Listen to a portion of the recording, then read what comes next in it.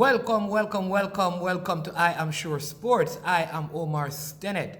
Yes, indeed, as Tommy Cowan would say, it is a great pleasure to have you joining us today for another good episode. We have some real interesting Premier League action to discuss. We also want to speak a little bit about La Liga, what is happening in the Champions League, Europa League, and let's see, maybe we can touch on a little NBA basketball. A lot of things happening, but first, again, let me thank you for supporting us. For all of you who have subscribed to the channel, we want to really thank you. And if you have not yet subscribed, go ahead and subscribe. Hit the like button, share, and make a comment. That's very important to what we do. We want your support, and we want to continue to produce and give to you good sporting content.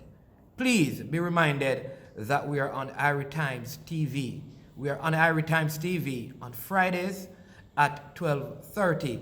We're also there on Saturdays and on Sundays.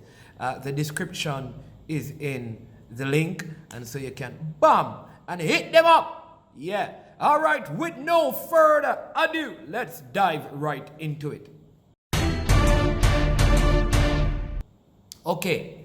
All right. Finally, I think it is sinking into the hearts and minds of my Manchester United friends that City is going to actually take the BPL. They're finally, for the most part, come in agreement with I Am Sure Sports. If we say we are sure, it is because we are sure it is going to happen. Are we never sure about something? No, we are always sure, and whatever we are sure about comes to shore. You understand me? Yeah. So Man City have extended their lead to 15 points, though they have played a game more than their closest rivals, who are Manchester United. Leicester, as you know, they lost to Arsenal, and so they're on 49 points. Liverpool had a victory. They won over Sheffield by 2-0 this weekend. Tottenham also won. Chelsea and Manchester United played to a 0-0 stalemate. Dull game. The game was duller than a blown bulb. Trust me. I don't know. I think the coach at Manchester United, man, he's so reserved. I believe if he had gone on the attack against Chelsea, they were there for the taking. And so I want my Manchester United followers, subscribers, to put pressure. Put some pressure on the board at Manchester United to get a better coach. Get Allegri. Very good coach. Get Allegri to come in and take over your team, man. You need a better coach. You deserve better than this. This coach, for example, let me give you some of your problems. He continued to play Lindelof over Eric Bailly. Why? Why does he persist with giving Martial games? These are the issues. Why would you select that kind of midfield to leave Bruno Fernandes up by himself against Chelsea? Do better than that, man. I know you have it in you, but you're not using it, coach. So maybe it's time for you to go. It's not impossible, because remember, Mourinho finished second. And he was booted because he was parking the bus. Therefore, anything lower than third place, this coach needs to go. He needs to go. I am sure. But City, congratulations. You can pick up the cup from me next week. It's yours. I'm giving you the cup. You win. You have won. It's already yours. I am sure. All right, look out as well for Arsenal. I'm going to change one thing. Now, Leicester struggled last year at the back end of the season, and they have some major injuries. So, Leicester cannot win, so Leicester is going to fall out of the top 4. Yep. I know it. They are. Their form is going to deteriorate rapidly. Yep. I know it. I am sure. Again, City, if they don't meet Bayern Munich, both will meet in the finals of the Champions League. And that is going to be a stellar match. I am telling you. Manchester City versus Bayern Munich. What a final that would be. However, if one of these teams were to meet PSG, say in the semi-final, and Neymar is at the top of his game, at the present rate and the form that Kylian Mbappe is on, boy, something could happen there. But I'm picking Bayern and Man City to meet in the final if they don't meet somewhere else along the way where one gets eliminated. All right, and Arsenal, for those of you Arsenal fans, I have good news for you. I am sure sports is sure. I got news, good news, that Arsenal will be in the finals of the Europa League. Not only that, this will be a second final in a 3-year period in the Europa League. And guess what? Arsenal will win it. Arsenal are back in the Champions League for next season. What do you feel about that? I know you'd be happy. I'm happy for you too. It's exactly as I predicted it will be. I am sure. Now, let's go over to La Liga. Interesting developments. Because I don't know what is happening with Atletico Madrid. They seem to be losing form. And like I said, they need to fall out of the Champions League and just go after the La Liga title. I don't think they have the depth in squad to contend in both. And I must say, Real Madrid has come on. And Barcelona are basically out of Champions League and they're out of the Spanish Cup, the Copa del Rey. Which means that the only thing Barcelona has for the rest of the season is the La Liga. So Atletico, you are in prime position to win it, but you cannot focus on all three. Give up 2 and win the La Liga. You will not win Champions League. So just fall out, man. Because Real Madrid is now on your tail. You're leading by 12. You're basically leading by 6 points. And you have both teams to play. Come Diego Simeone. Come on, man. Get it right. Get it right. Get it right. Get it right. I am sure. Yep. All right, so I want to talk to you a little bit about the NBA and what is happening. Now, the Brooklyn Nets, man, the Brooklyn Nets are coming on. They are coming on. They are coming on.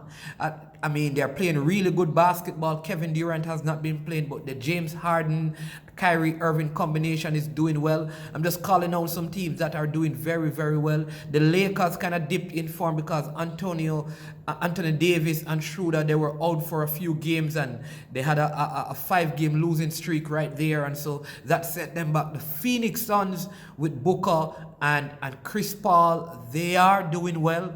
But the teams in the NBA right now that I really like are the Philadelphia 76ers. You have over there Joel Embiid, Ben Simmons. I mean, they're really Tobias Harris.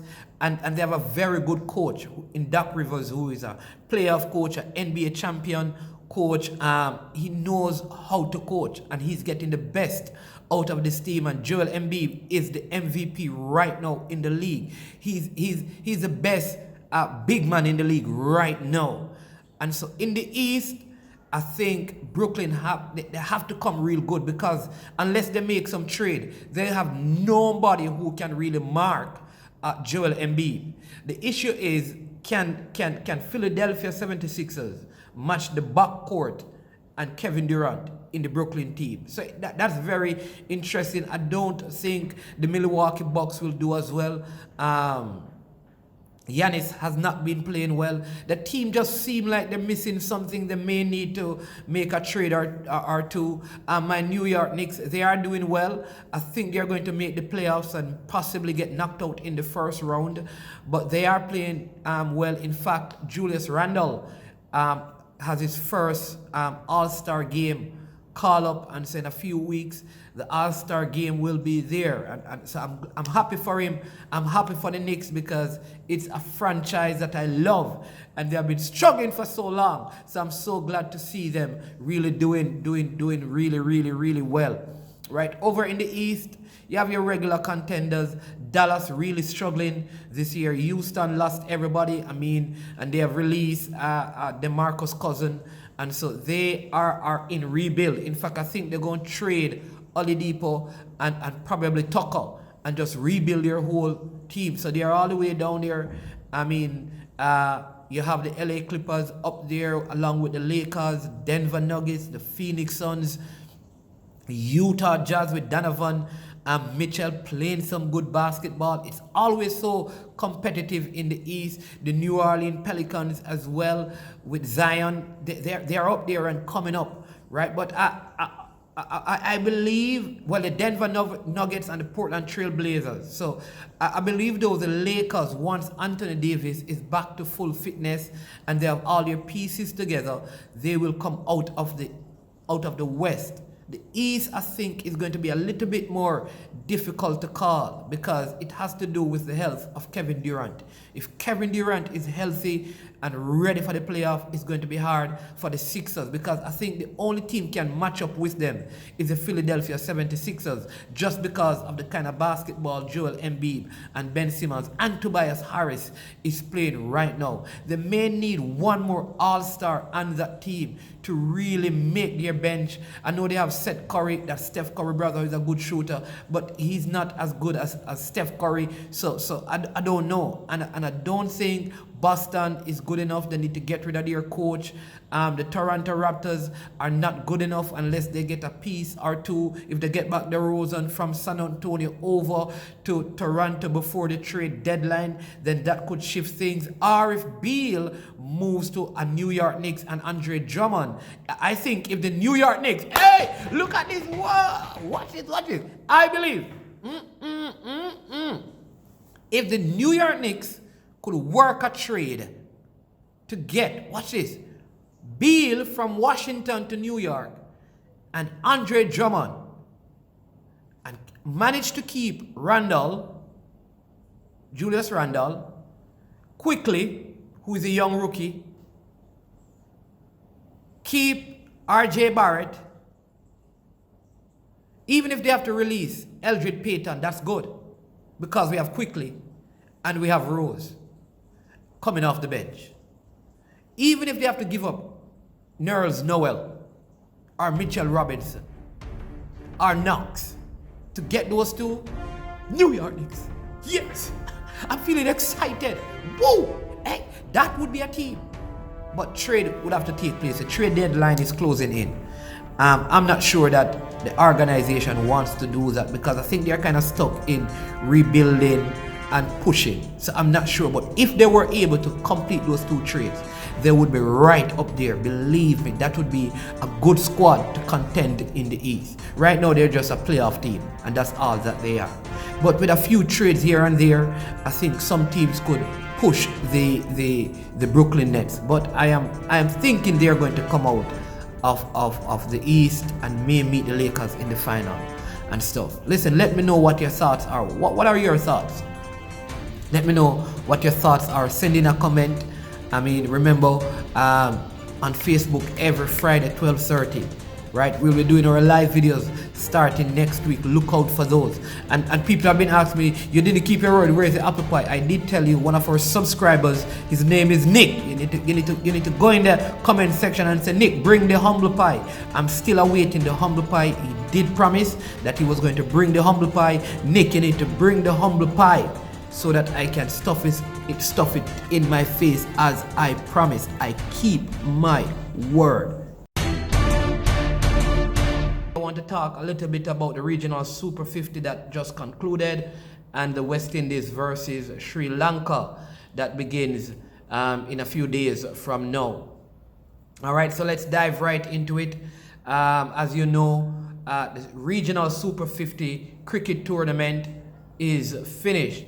Trinidad and Tobago Red Force, they defeated the Guyana Jaguars in the final, and they won quite convincingly.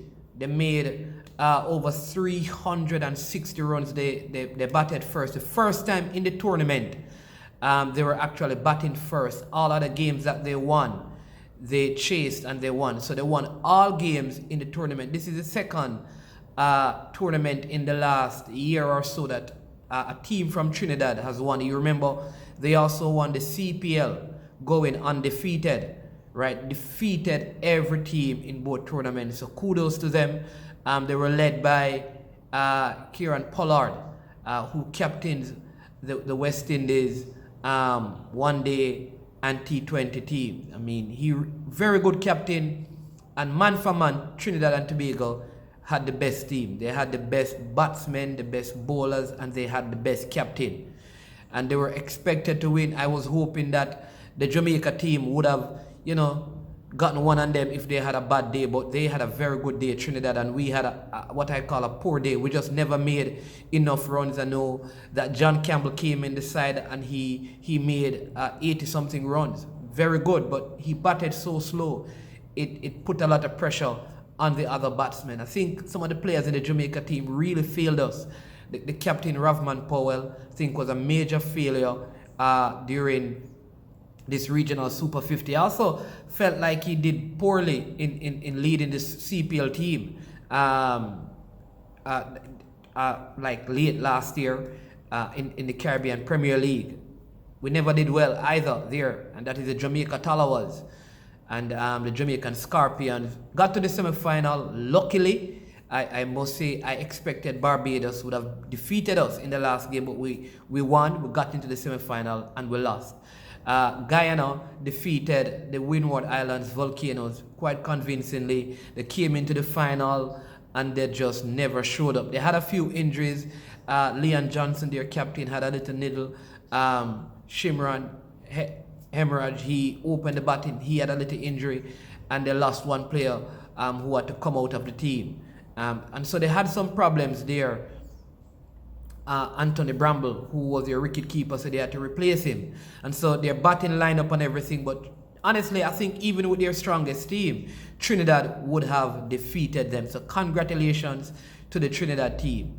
Now, as you know, West Indies is also playing Sri Lanka. So some of the players who performed in this series have been given the opportunity to play in the one days and the T20. If you look at the squad for the T20, for example, you have players like Chris Gale at 42 coming back to play. Fidel Edwards gets a recall. Dwayne Bravo gets a recall to the team. And I don't know if I really like the direction. I know we want to win the T20 World Cup, but I kind of get the feeling like we are eliminating some of our younger talent if we keep using some of these guys who I believe they're just in it not for the West Indies cricket per se, but just for a tournament. And so if there was no tournament, I don't think they would have wanted to represent the West Indies. Now, I can't blame them because they are being selected by the selectors who obviously see something in them. So even with the T20, I will okay. But when I look at the one-day squad, I have several concerns. Let me give you an example. I'm a Jamaican. Ravman Powell is in this one-day team. I don't think based on performance, Ravman Powell merits a spot in this team. And that's my personal opinion. In fact, I think I can find easily 3 persons who represent Jamaica in the regional Super 50 that I would have selected over Ravman Powell. I could have selected, for example, Odean Smith. I could have selected a Jamie Merchant or Javor Royal, who batted better than him. All three batted better than him and bowled better than him. And I think they deserve more of an opportunity in this West Indies 50-over team. I can see and agree with his inclusion in the T20, but I don't see him. And there are other players, I think, in the Caribbean. They have this youngster who played under 19 cricket for the West Indies. In fact, he has the most runs in under 19 cricket, the international under 19 tournament. Assanis is his name. He opened for the Leeward Islands, and he also bowls, and he did well in the regional Super 50, batting and bowling. Maybe they don't want to blood these young guys into a T20 setting. They're probably saving them for the test team. I don't know. But I think some of the players are living on their names, not even reputation, because they don't have a reputation of being prolific either in getting runs or taking wicket. And they are living on names. They are big names in T20, and therefore they are selected for the T20. And sometimes they because of that, they are called into the one-day team. That's how I feel. I believe that we need to give the younger players an opportunity, because some of these guys, they serve the West Indies when it's up to their benefit alone. When there's no benefit for them, they don't want to play. And then you have players who just want to play for the West Indies, and they're oftentimes sidelined. And I think it's about precedents that has been set and has been laid, and the selectors and the management of West Indies cricket really need to look at it, right? So I don't agree with Ravman Powell being in the Super 50 team. That's me personally. But I'm sure that we are going to defeat Sri Lanka in the T20s, in the one days, and in the Test series.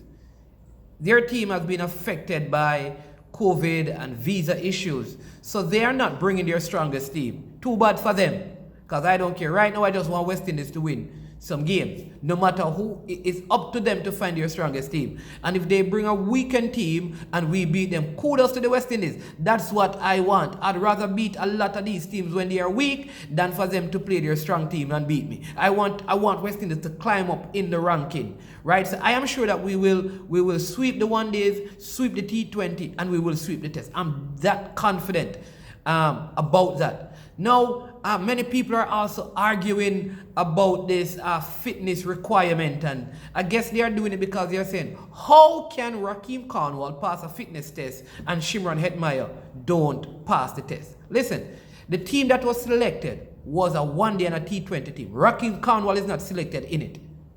You must raise that question when the test team is selected. If when the test team is selected, you believe that Hetmyer is fit, and remember, he's fit and ready, and Cornwall seems unfit, not because a man is big-bodied that means they cannot be fit. What are you talking about? I have seen big-bodied goalkeepers keep, and they are fit and agile. So you don't know that. We don't know what test Rahkeem Cornwall took. But the man is performing. He from what we have seen, there seem to be no fitness issues, at least in the last 2 years. We remember that there was a CPL when there was a big hullabaloo because he was unfit and wanted to come off, and Kieran Pollard got involved. That has not happened with Rahkeem Cornwall. So I must assume that he has managed to reach the level of fitness. We must also remember that Shimron Hetmyer was included in the squad to go to Bangladesh, and he refused to go because of COVID. He should have used that time to work on his fitness. He should have used that time. And so this idea that because Rahkeem Cornwall is in there, nobody else will fail a fitness test, because if Rahkeem Cornwall can pass a fitness test, then everybody else must can. It's nonsense. Nonsense. Big people can pass fitness tests as well. Fitness tests are not just designed for skinny people. They might have some guts. And maybe some of you need to get some guts. We could bone himself. Bone Marga. Go and eat some food like Rakim Khanwal and leave the man alone. They say he has passed the test. He has passed the test. I am sure. Put some flesh on your bones. And leave Jimbo alone. Jimbo is fit and ready. And he's taking wickets for the West Indies. And I am sure he will do well again. Some of these guys who chose not to go to Bangladesh must suffer the consequence of that decision. Want you to hear me? Want you to hear me? West Indies, I am sure, will win T20, the ODIs, and the Test Series against Sri Lanka. Don't dare talk about Rakim Khanwal inclusion and compare to Hetmyer exclusion, because Rakim Khanwal has not been selected for the T20s or for the one days. Let's have that discussion when the test squad is named. And based on what he did in Bangladesh, he deserves a call-up again. And to be in the 11, I am sure. So I want you to get that. I want you to dig that. I want you to hear that. And I want you to swallow that. Fat people, big-bodied people can pass fitness tests. I am sure.